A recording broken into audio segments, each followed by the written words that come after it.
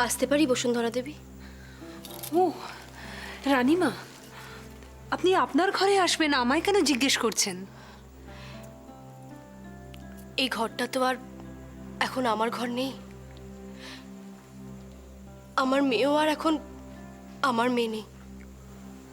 তাই এই ঘরে আসতে গেলে তো এখন আমাকে অনুমতি নিতেই হবে। রানীমা, আপনি কিন্তু আমাকে লজ্জায় ফেলছেন। আমার আপনার কথা শুনে মনে হচ্ছে এই রাজপ্রাসাদে আমি খনার পাশে আছি বলেই আপনার নিজের কন্যা থেকে আপনাকে দূরে সরে থাকতে হচ্ছে। আমার নিজেকে ভীষণ অপরাধী মনে হচ্ছে। না না বসুন্ধরা দেবী, আমার কথাগুলো যদি আপনার খারাপ লেগে থাকে তাহলে আমি আপনার কাছে ক্ষমা চাইছি। আমার তো ভাগ্য ভালো, আপনার মতো একজন মানুষ আমার মেয়ের সেবা করছেন। আসলে দোষ তো আমার কপালের, আমার ভাগ্যের। তাই আজ আমাকে এমন দিন দেখতে হচ্ছে। রানীমা, দোষগুণ বিচার করার আমরা কেউ নই। আমাদের দিয়ে যিনি সব কাজ করান সেই ঈশ্বরই সব দোষগুণের অধিকারী। আমরা তো শুধু তার নির্দেশ পালন করি মাত্র। আর তার নির্দেশ পালন করেই আমরা কেউ হয়ে যাই ভালো, মহৎ, আর কেউ হয়ে যাই খারাপ, নিন্দনীয়। রানীমা, আমরা তো সবাই এক একটি চরিত্রের অধিকারী। আসল সূত্র তো তার হাতেই বাঁধা। তিনি যেমনভাবে আমাদের চালান আমরা তেমনভাবেই চলি। আপনার কথাগুলো শুনতে বড় ভালো লাগে বসুন্ধরা দেবী। হয়তো কথাগুলো সত্যি, কিন্তু আমাদের তো কিছু দায়িত্বও থেকে যায়, তাই না? কার সাথে কি ব্যবহার করব, কাকে ভালোবাসবো, কাকে ঘৃণা করব, এই সব বিচার তো আমাদেরকেই করতে হয়। আর সেই বিচারের ভিত্তিতেই আমাদের কিছু সিদ্ধান্তও নিতে হয়। আপনি ঠিক কি বলতে চাইছেন রানীমা? আমি আজ এখানে আপনাকে একটা সিদ্ধান্ত জানাতে এসেছি। সিদ্ধান্ত? কিসের সিদ্ধান্ত? সবাই জানে আমি নিজের হাতে নিজের মেয়েকে বিষ খাইয়েছি। সেটা জেনে হোক বা না জেনে, এই ভুলটা আমার দ্বারা হয়েছে। আর এই ভুলের কোনো ক্ষমা নেই। তাই আজ আমি একটা সিদ্ধান্ত নিয়েছি। আমি আমি প্রাসাদ ছেড়ে চলে যাচ্ছি। কি বলছেন কি রানীমা? আপনি আপনার কন্যাকে ছেড়ে চলে যাবেন? প্রাসাদে থেকেও আমি আমার কন্যার কাছে থাকতে পারছি কই? যেখানে আমি জানি আমার কন্যা এত অসুস্থ, এই মুহূর্তে ওর আমাকে প্রয়োজন, তা সত্ত্বেও ওর কাছে আমাকে থাকতে দেওয়া হচ্ছে না। এর থেকে আর কষ্টের আমার কাছে কি হতে পারে বলুন তো? একই ছাদের নিচে থেকেও আমি আর আমার কন্যা কেউ কাউকে দেখতে পাচ্ছি না। এর থেকে তো প্রাসাদ ছেড়ে চলে যাওয়াই ভালো। অন্তত অন্তত মনে সান্ত্বনা তো পাবো। আমি প্রাসাদে নেই, তাই আমি আমার কন্যাকে দেখতে পাচ্ছি না। সপ্তঋষি, আমার আর ভালো লাগছে না। ভালো লাগছে না? কেন খনা, কি হয়েছে? আমার মা, কৌরকী মা, এরা খুব কষ্ট পাচ্ছে। আমি জানি তারা একদম ভালো নেই। তাদের কথা তোমার মনে আছে খনা? হ্যাঁ, মনে আছে। আমার সব মনে পড়েছে। রোজ রোজ এভাবে গুমড়ে গুমড়ে মরার থেকে একেবারেই মরে যাওয়া ভালো। আমি আপনাকে এখনো কিছুই বলতে পারছি না রানীমা, কারণ আমি এখনো নিশ্চিত নই। কিন্তু আমার মন বলছে রাজকুমারী খুব তাড়াতাড়ি সুস্থ হয়ে উঠবে। কিন্তু আপনাকে তো আটকানো প্রয়োজন। কিন্তু কিভাবে? হে ঈশ্বর, কোনো একটা রাস্তা তো দেখান। এখন আমি কি বলি রানীমাকে? কি ভাবছেন বসুন্ধরা দেবী? আমাকে নিয়ে ভাববেন না, আমার ঠিক চলে যাবে। আপনি শুধু আমার কন্যার খেয়াল রাখবেন। আমাকে ছেড়ে তো কোনোদিনও থাকেনি। প্রথম প্রথম হয়তো একটু অসুবিধা হবে, পরে দেখবেন ওর সব অভ্যাস হয়ে গেছে, শিখে যাবে মাকে ছেড়ে কিভাবে বাঁচতে হয়। রানীমা, আপনি দয়া করে এরকম সিদ্ধান্ত নেবেন না। আমি অনুরোধ করছি, আপনি আপনার সিদ্ধান্ত বদলান। আমি বলছি, দেখবেন সব ঠিক হয়ে যাবে। আপনি এভাবে রাজকুমারীকে ছেড়ে চলে যাবেন না। কিচ্ছু বদলাবে না বসুন্ধরা দেবী, কিচ্ছু বদলানোর নেই। আপনি বলুন তো, বদলাবে খনার এই শরীরের অবস্থা? আমার উপর আশা দোষারোপ? আপনি বলুন তো বসুন্ধরা দেবী, মহারাজের আমার উপর ভালোবাসা আর কোনোদিন ফিরে আসবে? এসব প্রশ্নের উত্তর হয়তো আমার পক্ষে এখনই দেওয়া সম্ভব না রানীমা। আমি শুধু এটুকুই বলতে পারি, ঈশ্বর যা করেন মঙ্গলের জন্যই করেন। তিনি দূরদর্শী, তার প্রতিটি কার্যের পিছনেই কোনো না কোনো কারণ থাকে। আমরা সাধারণ মানুষ হয়ে হয়তো সবসময় সেটা দেখতে পাই না, বুঝতে পারি না। কিন্তু আমরা যদি হাল ছেড়ে দিই, তাহলে তো স্বয়ং ঈশ্বরও অসহায় হয়ে পড়বেন, তারও কিছু করার থাকবে না। আমাকে আর আটকানোর চেষ্টা করবেন না বসুন্ধরা দেবী। আমার আমার এই রাজপ্রাসাদ থেকে চলে যাওয়াই ভালো। আপনি শুধু আপনি শুধু আমার কনার খেয়াল রাখবেন, দেখবেন যেন ওর কোনো অসুবিধে না হয়।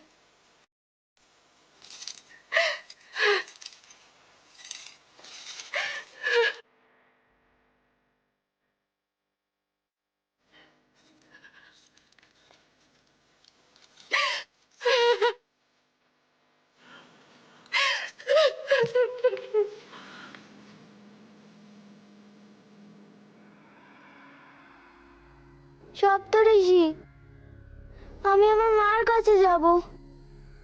আমাকে আমার মার কাছে যেতে দিন। এবারে সত্যিই কোনো সিদ্ধান্তে আসতে হবে।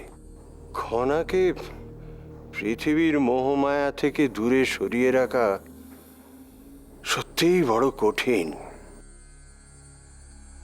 আমার মনে হয় ওকে আমাদের পৃথিবীতেই ফেরত পাঠিয়ে দেওয়া উচিত হবে। এর অর্থ আবার সেই দুঃখ, কষ্ট এইসবের মধ্যে গিয়ে খনাকে থাকতে হবে। কিন্তু এছাড়া তো আর কোনো উপায়ও নেই। একটাই শুধু আশা, এতদিন ধরে যে জ্ঞান ও লাভ করলো সে জ্ঞান ওর মধ্যেই থেকে যাবে। কিন্তু এইবারে খনা যদি যায়, তাহলে ও আর আমাদের তত্ত্বাবধানে থাকবে না। আমরা এই 7 বছর ধরে ওর খেয়াল রেখেছি। এইবার খনাকে একা একা বড় হতে হবে, কিন্তু ওর সুরক্ষার দায়িত্ব আমাদের ওপরেও বর্তায়। আর যে কারণে আমাদের একটা সিদ্ধান্ত নিতে হবে। সন্তানের জনক হলেন তার পিতা, তাই আচার্য বিদ্যাধরকে দিয়ে রাজা উপতিষ্যকে ডেকে পাঠাতে হবে, আর তাকে খনার সুরক্ষার জন্যে 7টা বচন দিতে হবে। তাহলে আমাদের এখনই আচার্য বিদ্যাধরের সঙ্গে যোগাযোগ করা উচিত।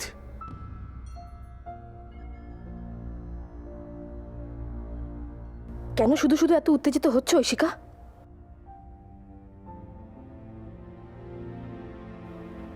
তোমার রাজপ্রাসাদ ছেড়ে চলে যাওয়া একদম সঠিক সিদ্ধান্ত। না না, খনাকে ছেড়ে আমি বাঁচবো কি করে? এসব আমি কি ভাবছি? যাকে ছাড়া আমার একদিনও চলে না। আমি পারবো না, খনাকে ছেড়ে আমি কিছুতেই থাকতে পারবো না। কেন পাগলামো করছো ঐশিকা? নিজেকে শান্ত করো। আজ তোমার মেয়ের প্রতি অবহেলা হচ্ছে, তার জন্য একমাত্র দায়ী তুমি।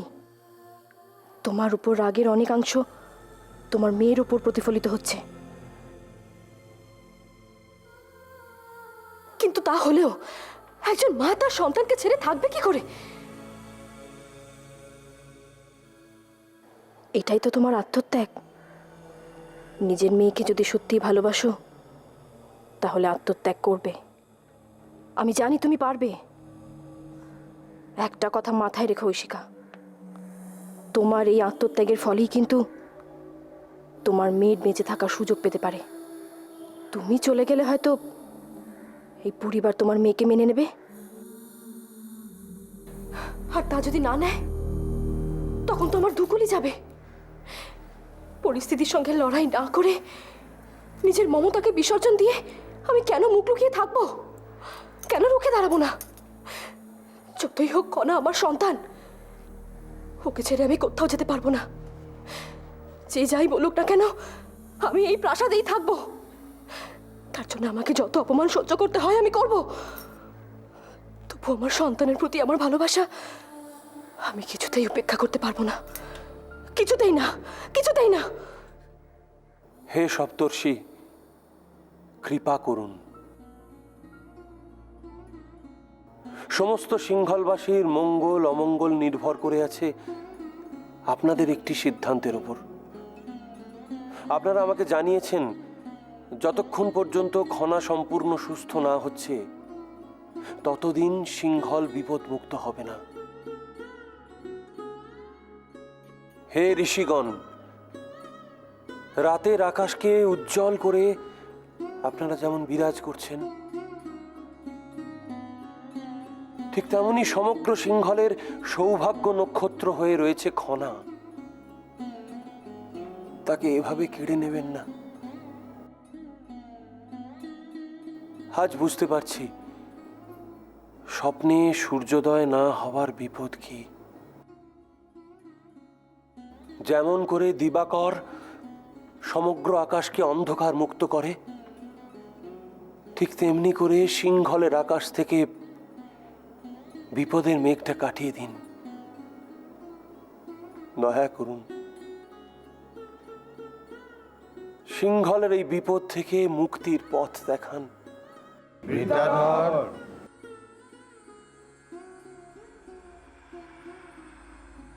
আপনারা আপনারা আমার প্রার্থনা শুনেছেন। আমার প্রণাম গ্রহণ করুন।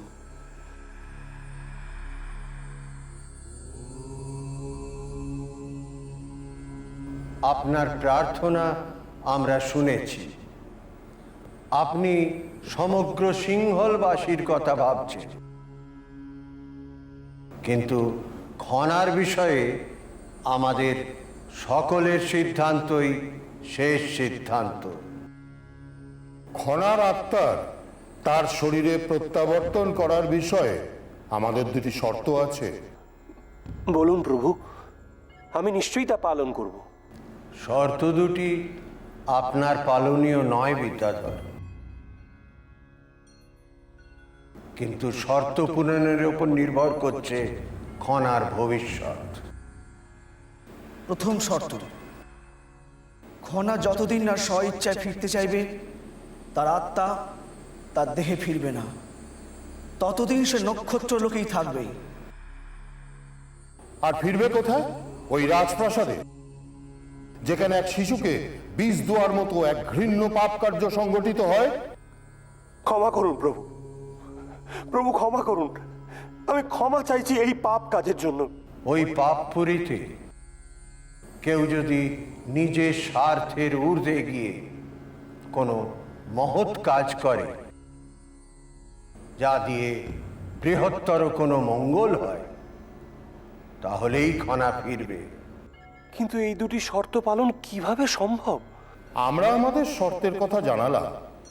আমরা জানি আপনি খনার একজন প্রকৃত হিতাকাঙ্ক্ষী। আপনি সিংহলেরও মঙ্গল চান। অপেক্ষা করুন, দেখুন কি হয়।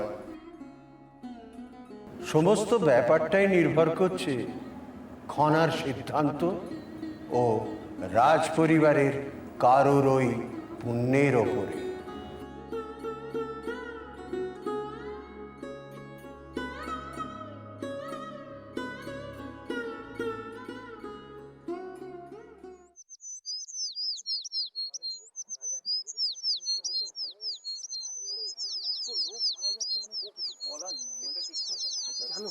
আমাদের পাশের গ্রামে এক রাতের মধ্যে 5 জন মারা গেছে। তাই নাকি? হ্যাঁ, সে কি? আরে বলে কি, এক রাতের মধ্যে 5 জন? তাহলে আর বলছি কি, শুধু ভয় হয় এই বুঝি কেউ মারা গেল, এই বুঝি কেউ মারা আরে গেল। বাবা, না না, অত চিন্তা করার কোনো কারণ নেই। আমাদের মাথার উপর ঈশ্বর আছে, স্বয়ং ভগবান আছে। এই দাঁড়াও দাঁড়াও, কি বললে? ঈশ্বর আছে, মহারাজ আছে। ঈশ্বর? হ্যাঁ, আগে ছিল, এখন নেই। আর মহারাজ, সে তার নিজের পরিবার সামলে কুল পায় না, আর দেশ যে বউর কথাই চলে তার পক্ষে দেশের লোকের কথা ভাবা সম্ভব নয়। এগুলো কিন্তু একদম ঠিক কথা বলছিস না। কি কি মিথ্যা কথা বলছিস? কি ভালো ভালো কথা এই বলছিস? কথাগুলো কি ঠিক বলছে? তাহলে কোনটা ঠিক? কোনটা ঠিক? এই যে তোরা এই কথাগুলো বললে এই মাত্র রাজার নামে এগুলো কি ঠিক কথা বলছিস? করবি না রাজা, হচ্ছেটা কি? এরকম একটা সময়ে নিজেদের মধ্যে ঝামেলা করলে চলবে? আমাদের মহারাজ সম্বন্ধে যত সব উল্টো পাল্টা কথা বলে বেড়াচ্ছে। ঠিক কথা বলছে। ঠিক কথা বলছে? তোমরা সকলে মিলে শান্ত হও। তোমরা সবাই মিলে বলো কে কি বলেছে। বলেছে, এরা বলেছে আমাদের মহারাজ নাকি বউয়ের কথা শুনে চলে। হ্যাঁ, ঠিকই বলেছে। এত সহজ। এসব কথা তো সহ্য করা যায় না। তাহলে ও, সহ্য করা যায় না? হ্যাঁ, সহ্য করা যায় না। তা কেন সহ্য করা যাবে? সত্যি কথা তো কারো কানে সহ্য হয় না। হ্যাঁ, এরা সব না, এরা সব রাজা বাবু চামচে। মুখ সামলে কথা বলো। কি মুখ সামলে কথা বলছো? কি মুখ সামলে কথা আবার বলবো? কি কথা বলছো? ঠিক যে রাজা নিজের বউ মেয়েকে সময় দিয়ে কুল পায় না, তার কাছে আবার দেশ। হ্যাঁ? আমরা কি সমুদ্রের খড়কুটো নাকি? হ্যাঁ, ও কথা তো বলবে না। আমরা সমুদ্রের ঘরকুটো হ্যান ত্যান মুখ তো বলবেই। বলি যার খাবে, যার পড়বে, হ্যাঁ, তারই নামে বদনাম।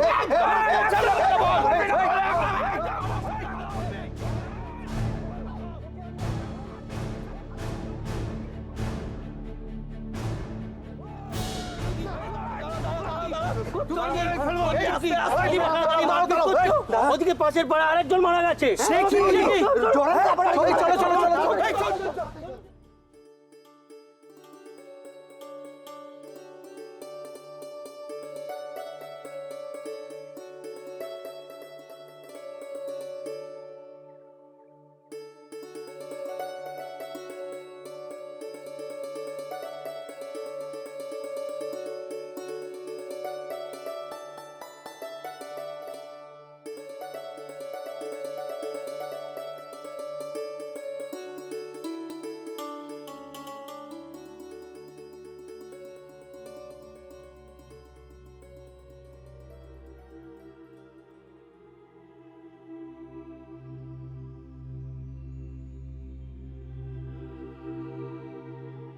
দেবী বসুন্ধরা, তোমার প্রচেষ্টা সার্থক হতে চলেছে। খনা এবার ধীরে ধীরে তার জ্ঞান ফিরে পাবে। সেই পুণ্য লগ্নটি প্রায় আগত। এবার তোমার সময় হয়েছে আশ্রমে ফেরার। তুমি ফিরে এসো। শুধু ফেরার আগে রাজা উপদেশের সঙ্গে একবার দেখা করুন। তাকে বলুন আমি তাকে স্মরণ করেছি।